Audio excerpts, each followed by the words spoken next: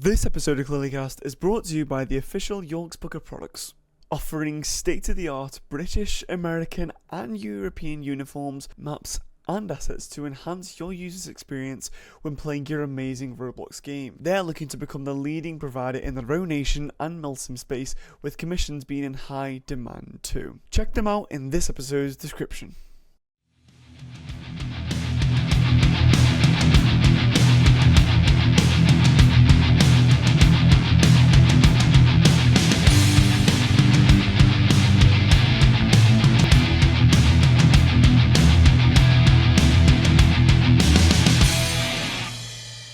This episode of Clearlycast is also brought to you by Deluxe Technology. With some of the most highest detail mansions, meeting places and parliaments currently available on the platform, it's a no-brainer when searching for upgrades to your Roblox games experience. With a plethora of great quality products, search with confidence when shopping at Deluxe Technology. Check out Deluxe Technology with its wide range of Roblox assets on our platform in this episode's description. Hello and welcome to Clearlycast, the go-to show brought to you by the fastest growing Roblox and UGC marketplace. I'm your host Reese, and today I couldn't be more excited to have someone who's got a lot of experience within the aviation and actually airline industry join us on this podcast episode today.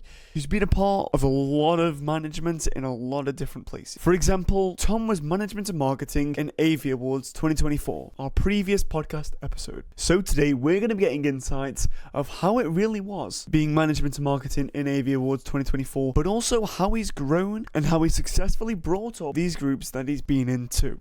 Talking about groups and creators, here at ClearlyDev, we're proud to be the fastest growing Roblox UGC marketplace, where we're able to boast over 11,000 registered creators, which is growing every single day. If you're passionate about Roblox development or want to monetize your Roblox creations, join our platform using the links in this episode's description to know how to get started monetizing your development assets.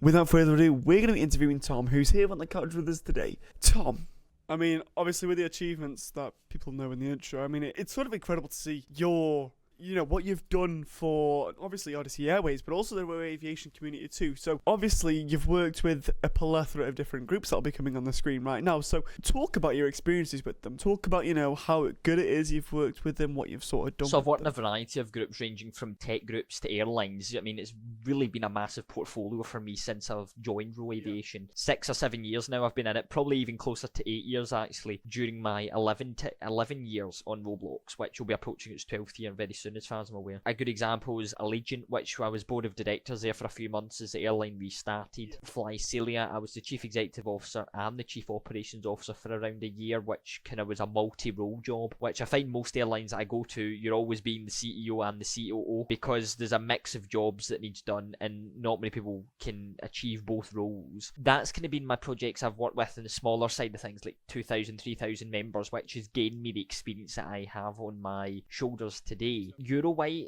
was probably one that was really important and really integral actually. I worked with British Aviator, who was one of the leading members at Eurowhite, and I landed a job there as the Director of Commercial and Operations for a number of months, which I was kind of pushing on various projects in the background through personal efforts, and there was gradual marketing amendments and partner implementations and just gradual fixes, but that job was kind of short-lasted realistically just due to general internal things.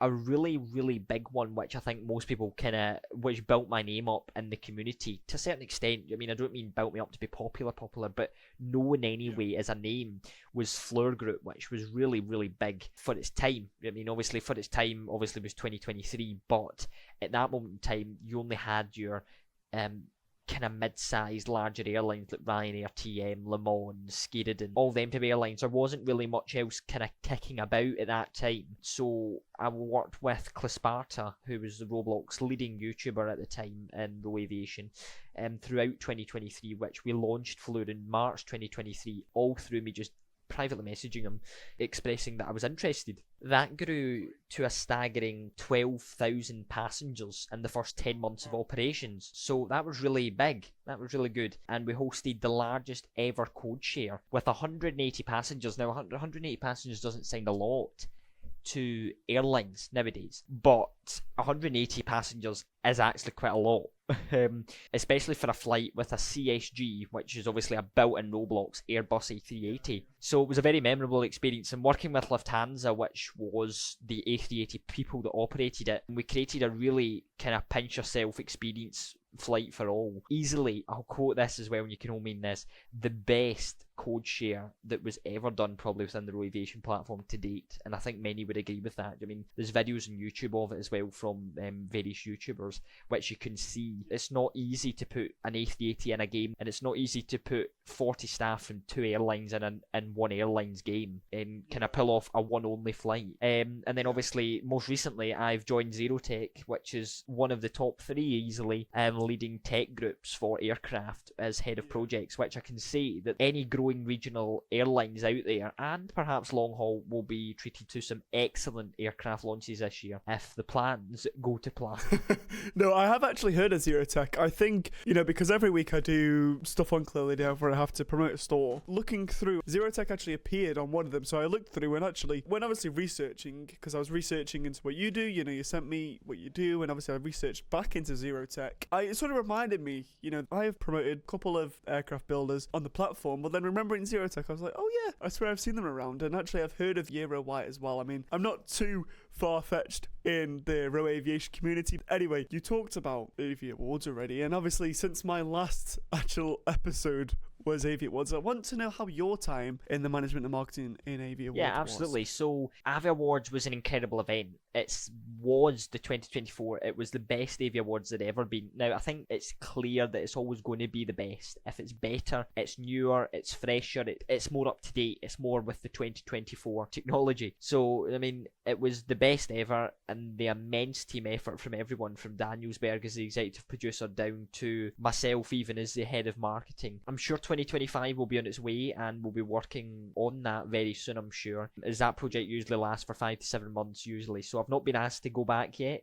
Maybe not a good thing, but I'm sure this type of event really connects the community, and I think the appreciation that is gained from these type of events is great. But of course, whoever wins obviously usually gets a bit of hype, but whoever loses usually gets the walk of shame at the end of the night. So it's one of those kind of things. So when I was at the call with Jack, he was talking about, I said a lot about marketing, obviously myself being in Claire's marketing department. I talked a lot about Jack about the end of AV Awards, and he said basically you've all been in a call because, everyone needs to be for it to all go really well. And at the end of it, you all basically just screamed, oh, thank God, all that sort of stuff. And it was nice to see that, obviously I said this to Jack, like it'd be a relief. It'd be, stress off your shoulders. It's very good to see something you've working hard on be fully completed until next year. Oh, I know, absolutely. You have to do it all over again, but it is great it is great, obviously, to see. Yeah, the full, every time the AV Awards happens, I mean, everyone's like, no, we're not doing a 2025, or we're not doing a next year. But then by the time they've got to the end, that it's such a state of mind that they're just ready to repeat the process again the year after, but not think about it till they've actually got obviously, let's move on. You'd stated that the community that you were actually in had actually grown to 14,000 members, with this high growth rate. How do you think that the group got to that sort of level? And do you think other people that are just starting out, Row Airlines, Row Aviation tech groups, could achieve that level of growth too? Yes, absolutely, they can. The thing is, 14,000 members were achieved through Neoptic's full input when I wasn't there. So through his YouTube creations, with his many videos out there on the platform now, but also through the use of TikTok, and I'm sure many people are aware that working at Roblox airline TikToks have blown up over the past maybe year or 2 years even, and they're still doing really well. Do you know what I mean? Just to name a couple of examples, EasyJet and Roblox, Ryanair TM and Roblox is all,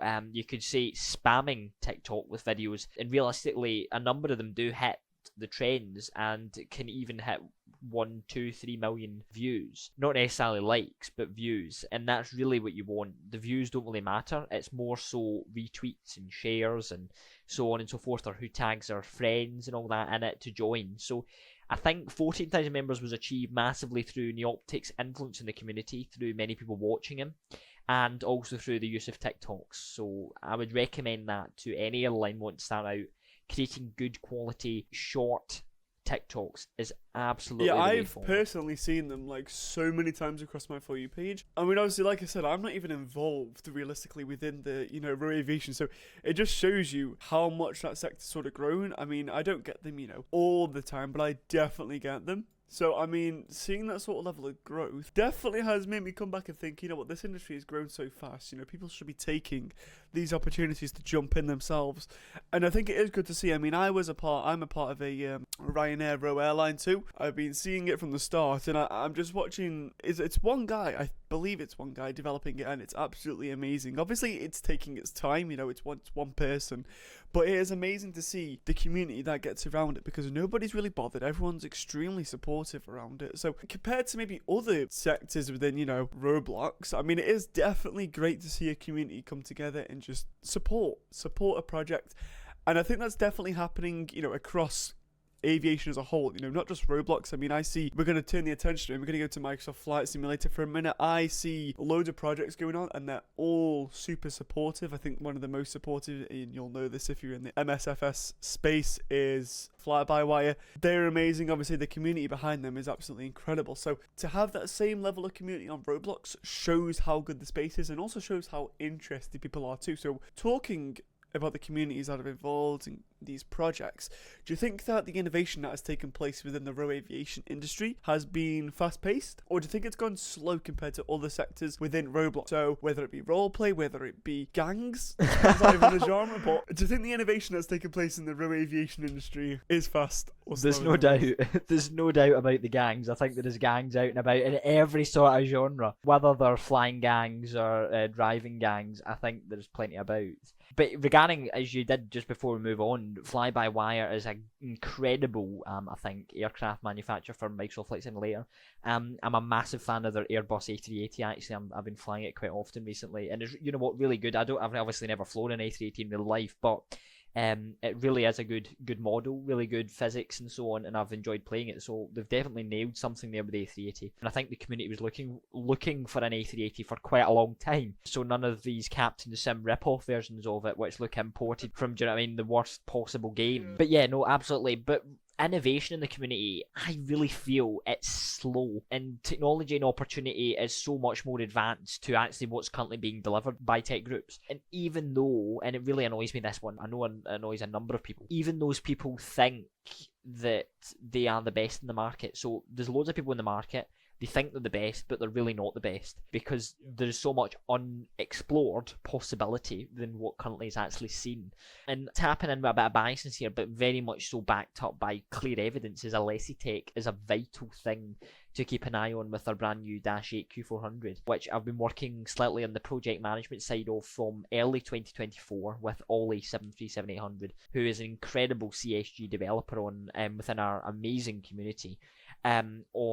It originally started out as a very private project, and it's coming to the market in March or April roughly this year, which will be very cost effective. It will have the most leading edge animation scripts and best possible unique custom plane kit as well that will be lag free, that will deliver row aviation airlines, what they deserve. As I personally feel, a lot of tech groups at the moment are really underperforming. There is a lot of tech groups on ClearlyDev. Obviously, we're going to turn back to ClearlyDev. There's a lot of tech groups on ClearlyDev, and there's a lot that I've promoted. Some consist of Aero Elite, which do a lot of aircraft, but then there's one in particular, and I think they're absolutely incredible. Aerotech are a aircraft manufacturer on ClearlyDev. They have quite a lot of reviews. They're verified. They're featured. I'm not going to point any bad towards them or anything like that. I would never on someone else's store, especially when they're not here. There is obviously not a very wide range on the score, from A320s to A220s. I can see here that there is actually an Airbus A380 about to be released, or like an alpha release. But having the variety, a lot of people go for Airbus, especially in the space that I look in. A lot of people are very Airbus focused, and I know there is, a variety of communities going for Boeing. I think if you're starting out, you need to have, you always want a set plan in mind. Take a look at the market, but see what people aren't doing. I think if I was trying to be, an aviation tech group or whatever, I'd actually start doing Boeing aircrafts. There's not a lot on ClearlyDev. If you're interested in doing it, take my idea. But there's not a lot of Boeing aircrafts at all on ClearlyDev, and it's sad to see, really. I mean, maybe I'm just looking in the wrong places, which I'm fully aware about that I probably am, but the most prominent ones don't do Boeing. So, of course, that is a market sector that you can fill if you're trying to start out anyway. I think what you said was absolutely true as well. There is a lot of missed opportunities, or there is a lot of opportunities that just haven't been found. I mean, I've seen a lot of opportunities recently that I've come across that are very about the actual customer instead of the aircraft. They're a lot about, booking the flights. I mean, I've seen departure boards, I think today I even saw this one post about a booking system, but it was in game, or like a baggage system. They are done quite a lot, and that's what I've noticed, that they're done quite a lot. If people got to think outside the box to innovate, and I think with normal tech groups, I feel like that's not quite simple, but there's definitely a lot of stuff to do surrounding that. Whereas because when you walk to an airport, you can't go behind the scenes. What you see is basically already what you see on ClearlyDev, already what you see on any other platform. So it's quite hard to do it. But obviously having these outside of the box ideas, having them sort of light bulb moments or whatever, is definitely something that people should be looking for. Yeah, absolutely. One thing to finish off on that is, I personally don't see any advancement of the technology happening any sooner either, to be completely honest, as we have got, and it's very clear, and perhaps clearly Dev will realise this as well, we have really got a lack of high quality, well delivering workforce of mesh aircraft developers, and a very low workforce of actually highly experienced and capable scripters and animators in the community. So I personally don't think anything will speed up till at least 2026 at this point. And speaking from a tech group perspective as management, you begin to understand that there really is a lack of this certain type of developer within the community that you need, because if we didn't have mesh developers in the first place, we wouldn't have any actually airlines flying really at the moment. And as I said, I think that some tech groups build a mesh aircraft and go, oh well, there's not many others out there, we are the best. It's really not true. And I think those tech groups that perhaps might be listening in, they'll know themselves when listening that actually they need to take a look in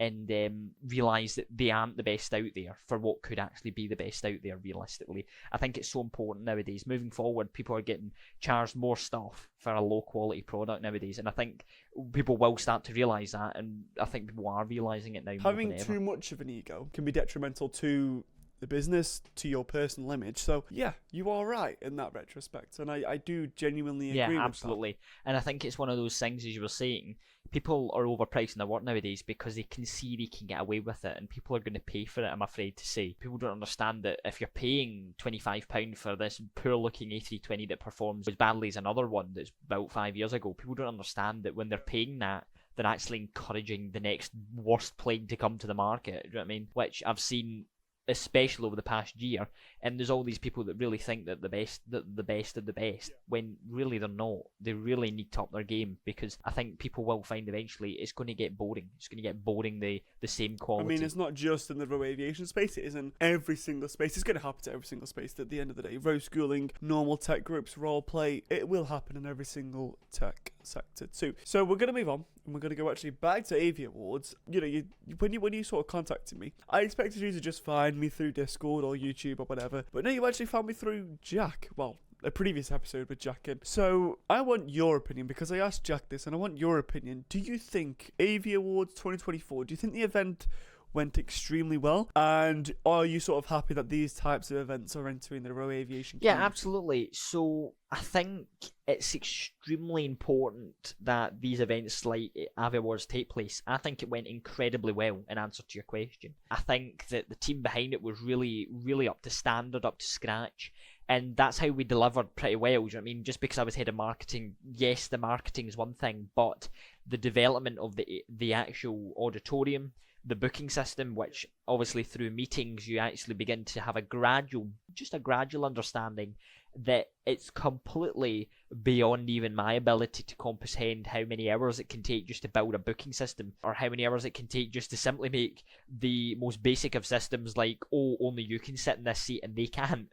So it takes hours to actually put an event like that together, and there isn't really much gain back from it, in all honesty. There isn't, like, it's not like you could go and book a holiday to Mallorca for the team after it. It's very much so rewarding that we get the community together. That's a reward. There's not any financial reward, really. Not an extensive reward anyway, except from the beautiful Roblox premium payouts. But for 100 people in a game or 200 people in a game, there's not really that much financial gain to Well, it. I was speaking to Jack about it, and he obviously talked about how agonizing it was to build this booking system and all of the systems that came around it. But obviously, like you said, it was rewarding for the community retrospect. I think the one thing that the community needs to take from this is that you're not being paid. You are volunteering your entire year to produce this for the community, and I think that was a lot of things that people have missed. Obviously, getting sponsored by ClearlyDev, you will have payment by that, but it's not like you're getting paid a full-time annual salary to produce this event. No, you're getting, like you said, premium payouts, or of course normal money. But it won't be astronomical. Now, obviously, with your opinion, you said it was very rewarding for the community on your side to get it all together, and Jack said the exact same thing too. So just knowing that AV Awards is a very community-focused event, and you sort of gain nothing from it should show how excited you are to actually even work and engage with the community. People would not even do it if they're not getting paid. So to see that you're doing it without getting paid is obviously great to see, and also shows where your ambitions Absolutely. It's one of those things where when you get an opportunity to join a project so much that people are passionate about, to be able to deliver is important. To be able to find somebody that's going to deliver at the most cost effective, free, and time effective and experience effective, you need to have the right people. And I think the team that was there for Avi Awards, not including myself, was exactly bang on what Avi Awards 2024 needed, and that's why it was such 100%. A success. I mean, I was being, a part of setting up the sponsorship for ClearlyDev to sponsor AV Awards. I was a part of the entire sort of management process with Jack from the first call to the end of it, and he was very enthusiastic about it, and I could tell the team behind it was very enthusiastic about it as well, especially with the videos he showed me as well. Very enthusiastic. So it was just great to see how enthusiastic this team is that's built around this entire event, because some events, especially in previous years, maybe haven't had that enthusiasm, or maybe there's some stuff that's gone wrong, but to see this level of quality within the event was incredible. Oh, absolutely. Yes, absolutely. And we had, I think it was over 1,000 or 2, maybe even closer to 2,000, I could be wrong, but definitely over 1,000 votes for Avi Awards 2024. So, do you know what I mean, to have that from the community is incredible. I mean, obviously, you've got the likes of South Pacific Airways at 350,000 members, but never ever more than 10,000 people you're going to have active within that type of game or server, in my opinion. I mean, 350,000, if they were active, you'd be expecting at least 500 people at a flight. You know what I mean? But you're not. Yeah. That's 355,000 other people that aren't attending your flights, which is quite crazy. 355,000 people is a lot of people. I mean, it's more than some towns or villages in real life, but they only ever get maybe 80 or 100 passengers. Do you know what I mean? So it really does tell you. Do you know what I mean? A lot of airlines try and compare themselves. That's another good point. But a lot of airlines try and compare themselves with other airlines. But do you mean, I think what's really important is that you are succeeding, you're delivering, and you're making your passengers enjoy a unique experience. Whether that's through your technology or through actually what a really big one is the arrival destination. Has it got a bike? Has it got a fun fair? Has it got a opportunity to ride a jet ski, or has it got an opportunity to have a disco or a party? And a lot of airlines forget about that aspect that you need, and it's something that even me as a chief operations officer is still working and trying to achieve and nail to this very day, because it's not easy to be able to create a custom fun fair or a custom disco or a custom party or a custom beach party, because not always is the resources in place to be able to deliver upon that. Obviously, numbers aren't everything. It's about how engaged the community is with your experience. You can have, like you said, hundreds of thousands of members or tens of thousands of members and get the same amount as a group that only has 1,000 or 2,000. But again, like I stated, it's how engaging your experience is with the user, because it will make them want to play more. It's the same as, like, you see all these server startups for role-playing games, and the big servers can't even fill up a server on Emergency Response Limited County, which is a role-playing game for those who don't know. Whereas these smaller servers can, because they're more inclined to join, there's a tight-knit community. Whereas the bigger ones aren't really. There's a lot of hatred that goes on around the system, but I presume it's the same with the Row Aviation one as well. Because like we stated earlier, there's always going to be hatred. There's always going to be likes and dislikes. But anyway, thank you for obviously coming on. Of course, for more insightful interviews, community highlights, keep notified when we upload weekly, or I should say monthly, Anyway, of course, there's people out there. Go check out all of Tom's links in the description. Become one of our 11,000 sellers. That is kind of crazy to think we have over 11,000 sellers on our platform now. And it is absolutely incredible to sort of be able to say that. Anyway, thank you all so much for watching. Have an amazing day, night, afternoon, morning, 3 a.m. watch of this podcast. And I'll see you in the next one. Thank you. This episode of Clearlycast is brought to you by the official York's Book of Products, offering state-of-the-art British, American and European uniforms, maps and assets to enhance your user's experience when playing your amazing Roblox game. They're looking to become the leading provider in their own nation and milsim space, with commissions being in high demand too. Check them out in this episode's description.